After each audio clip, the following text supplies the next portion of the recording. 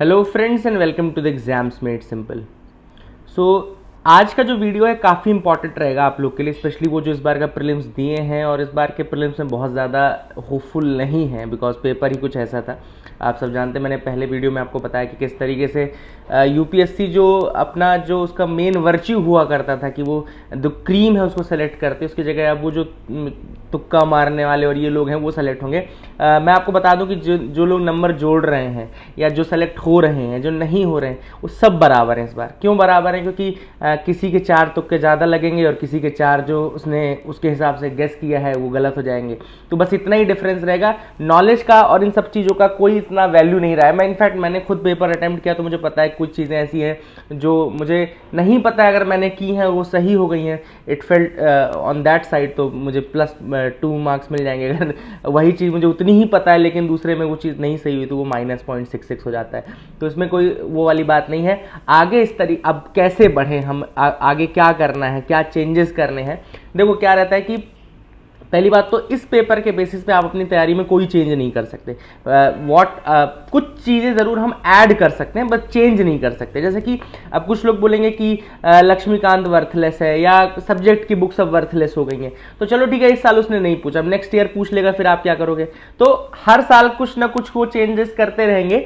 But main overall चीज़ें ये है कि जो भी चीज़ें आप पढ़ें, जैसे अगर आप मेरे हिसाब से क्या चेंजेस करें, तो पहले तो अपने सोर्सेज को लिमिटेड कर दें। लिमिटेड इन द सेंस कि अगर आप एक बुक पढ़ रहे हैं चलो पॉलिटी के लिए, तो उसको एक पे ही सीमित रखें। अब कई लोग क्या करते हैं, फिर डीडी बसु भी ले आते हैं, उसके बाद कई लोग बेयर एक्ट भी खरीद लेते हैं, ये भी खरीद लिया है ना, और उसको फिर बार बार अलग अलग जगहों से लगाना, इतना नहीं करना है। एक सोर्स रेफर करिए, स्टैंडर्ड सोर्स है उसको ही आप कंटिन्यू करिए, ठीक है ना। Same goes with history, same goes with, अब छोटे छोटे टर्म्स के लिए मत दौड़िए। जैसे मैंने देखा पिछले साल भी कई यूट्यूबर्स वीडियो बना रहे थे, ये शब्द जरूर आएगा, ये क्वेश्चन पूछेगा, ये यूपीएससी का पैटर्न है। इन वीडियोस में मत फंसिए, उसका कोई पैटर्न नहीं है ना। एक चैनल है कोई, गॉड इज रेशनल, ये वो, अब इसके अलावा कुछ आएगा ही नहीं, इसके बाहर कुछ नहीं आएगा, इन्हीं में से कोई शब्द, भाई ऐसे क्लेम्स से बचिए। मैंने भी कोर्स किए हैं, मैंने भी कराए हैं, लेकिन मैंने कभी ये क्लेम नहीं किया कि नहीं इसके बाहर नहीं आएगा। आप जितना वेरिड रीडिंग कर सकते हैं उतनी रीडिंग रखिए अपनी। हाँ, एक चीज मैं जरूर बोलना चाहूंगा कि जो इवेंट्स हो रहे हैं, न्यूज एनालिसिस, जैसे हमने भी न्यूज एनालिसिस पूरे साल ही किया था, अभी पिछले लगभग 14-15 दिन हमने नहीं किया केवल, लेकिन अगर आप देखें जैसे टिग्रे रीजन का क्वेश्चन है, नगोर्नो काराबाख, ये सब चीजें पढ़ाई हुई चीजें, वोल्वाचिया मेथड भी पढ़ाया हुआ चीज था ना।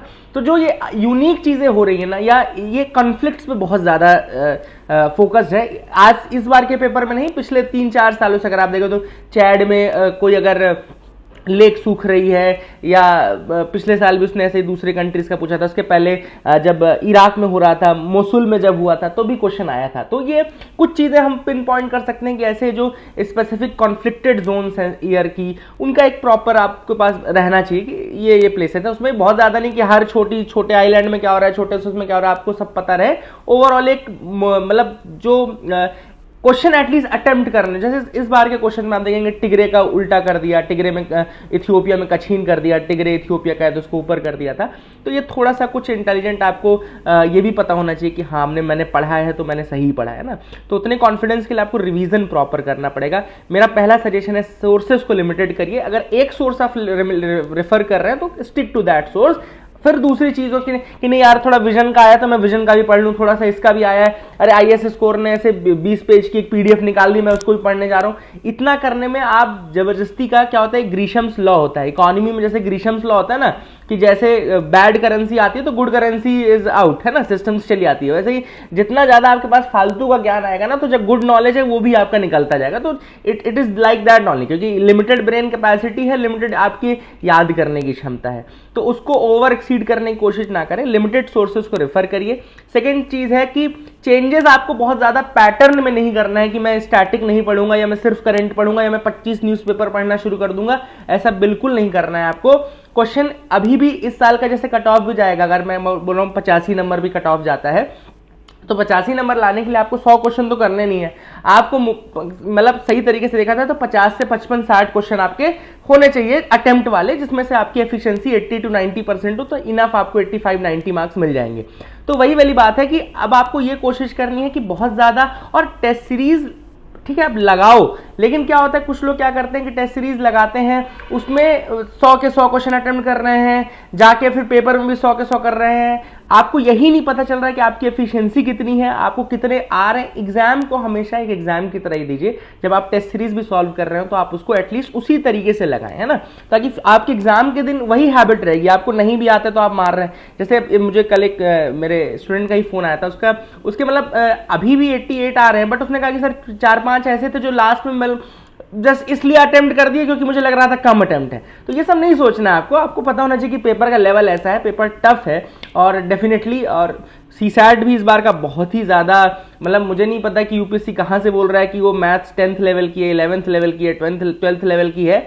और मुझे लग रहा है कि आप इंजीनियरिंग किए हुए हैं तो भी आपसे, मैं इंजीनियरिंग स्टूडेंट हूँ, बट मुझसे भी वो मैथ 2 घंटे के टाइम में आप अलॉन्ग विद द पैसेजेस नहीं बन रही थी, है ना। और दूसरी चीज़ ये कि वो पैसेजेस जो आप एक इतना बड़ा पैसेज पढ़ रहे हो, आपको फिर एक क्वेश्चन मिल रहा है। मतलब यूपीएससी क्या चाहता है, आई डोंट नो। या वो हिंदी मीडियम को एलिमिनेट करना चाहता है, या फिर वो नॉन टेक्निकल बैकग्राउंड को एलिमिनेट करना चाहता है। But whatever they are cooking, I don't know. But इस तरीके का पेपर एक क्वालिफाइंग पेपर में जो आपका बेस नहीं है उसमें नहीं होना चाहिए था, है ना। एंड मुझे लगता है इस बार फर्स्ट पेपर से ज्यादा सीसैट सेकंड पेपर में लोग एलिमिनेट होंगे, है ना। तो that should not have happened also.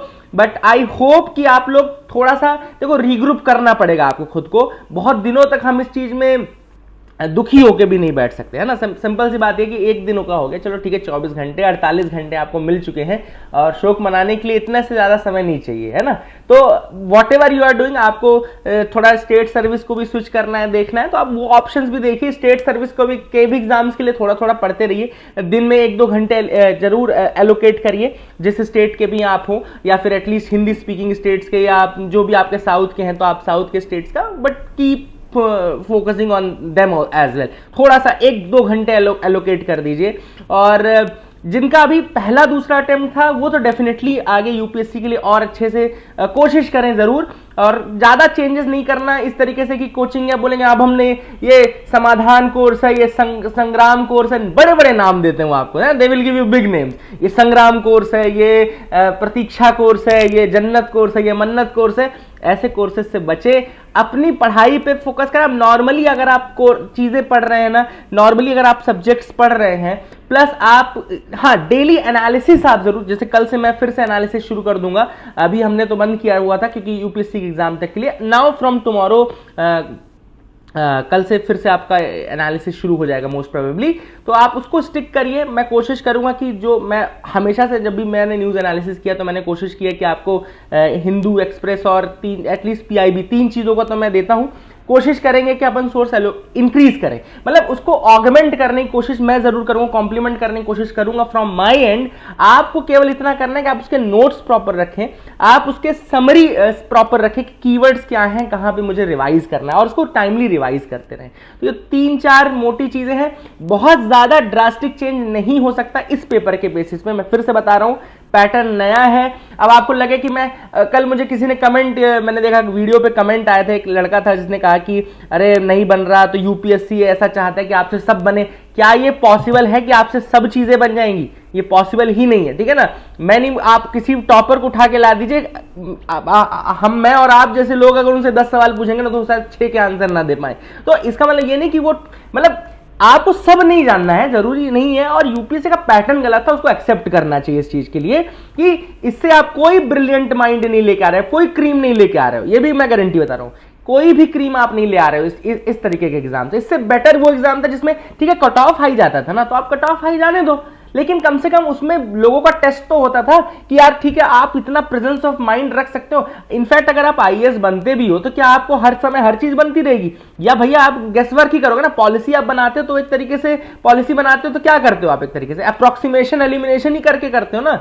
हाँ, कि ये चीज नहीं होगी, ये हो जाएगी, ये हो जाएगी, तो मैं पॉलिसी में तुक्का मारते हो कि तुक्का मार देते हैं, तो ऐसा नहीं होता ना। तो वो जनरलाइजेशन का गैप छोड़ना चाहिए यूपीएससी को भी। और यही मैं आप लोग से दरख्वास्त भी करूंगा कि स्टार्ट रीग्रुप करो अपने आप को, और हिम्मत नहीं हारना है। है ना, ये नहीं वो नहीं, ये लाइफ नहीं है, डेफिनेटली ये लाइफ नहीं है। बट ठीक है, अगर आप इस प्रोसेस में हो तो उसको थोड़ा सा उसको ये भी स्पेस छोड़ो कि ठीक है इस तरीके की चीज़ें भी आ सकती हैं, एंड वो चीज़ आई ही है ना, ऐसा नहीं कि वो चीज़ नहीं आई है। बट हाँ, दूसरों से थोड़ा सावधान रहिएगा, अपने ऊपर फोकस करिए, स्टिक टू योर प्लान कि हाँ ठीक है मैंने सही पढ़ा है। हाँ, ये देख लीजिए कि पेपर में जो आपने पढ़ा था वो आपसे बना कि नहीं, वो इंपॉर्टेंट चीज़ है कि आपने जो पढ़ा था अगर वो भी आपसे नहीं बन रहा तो फिर कहीं ना कहीं फॉल्ट आपके रिवीजन, आपके प्रिपरेशन में है। लेकिन जो नहीं पढ़ा या जो बिल्कुल इस तरीके से था कि आपने कोशिश बहुत की लेकिन 3 स्टेटमेंट है, एक ऐसे क्वेश्चनों को छोड़ देना, लेकिन आपने जो जैसे प्रॉपर पढ़ा, किसी ने चार्टर एक्ट ही गलत कर दिया, किसी ने सोमालिया ही गलत कर दिया,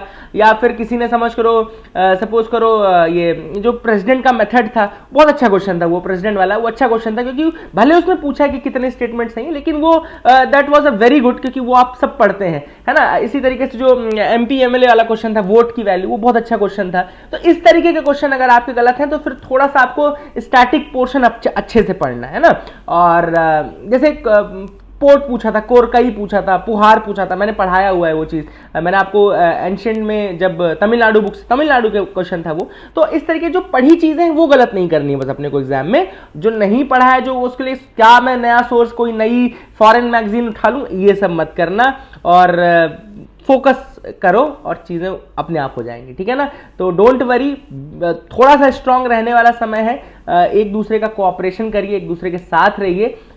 मैंने कल भी कहा था कि things will fall into place, वो ज़रूर आएंगी, आप लोग के लिए भी आएंगी। और थोड़ा सा स्टेट सर्विस को भी टाइम दीजिए, स्टार्ट गिविंग टाइम, ज़्यादा ईजी पेपर होते हैं उनके, और थोड़ा यही पढ़ाई है लगभग, मतलब 50-60% सेम है। तो कम से कम आपका स्टैटिक और ये सब पोर्शन स्ट्रांग रखिए, स्टेट के लिए थोड़ा चीज़ें आप देखते रहिए, ठीक है ना। तो व्हाट टू डू नेक्स्ट में यही सारी चीज़ें हैं जो आपको करनी है, और इधर की प्रॉपर नोट्स रखिए, प्रॉपर रिवीजन मॉड्यूल्स रखिए अपने खुद के बनाए हुए। लास्ट मोमेंट में सारे कोचिंग को खरीद के भागने लगा ना, वो मत करिएगा, ठीक है ना। तो ऑल द बेस्ट।